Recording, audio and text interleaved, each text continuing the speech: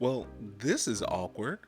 On Monday night, Chance Main has decided to sign with the Texas State Bobcats and is moving to San Marcos from Boulder.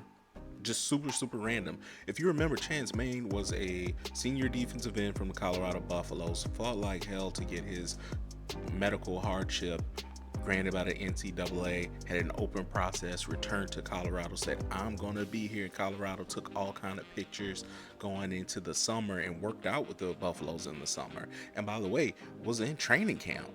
And he's just up and decided to transfer schools, and he will have a chance to play immediately. From my understanding, you're there however many years in college. I'm sure he's graduated, so he can play immediately based on that one more year of NCAA hardship. And to me, that's what happened here. He wanted to play.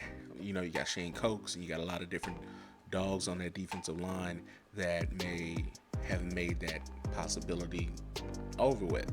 And it's hard to conceptualize this if you don't know. Maybe Texas State says, hey, you got a chance to really get a lot of playing time here. If you only got one more season, if the NFL maybe not for you or the CFL maybe not for you, if this is your last ride, you want to at least go ahead and rush the quarterback if you're Chance Main. This man has gone,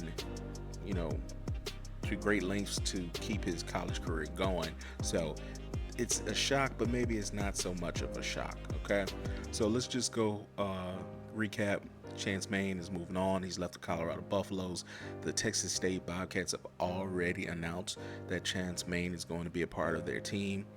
Main began his career with the Kansas Independence Community College in Kansas. Then he went to Incarnate Word, which is also out there in Texas.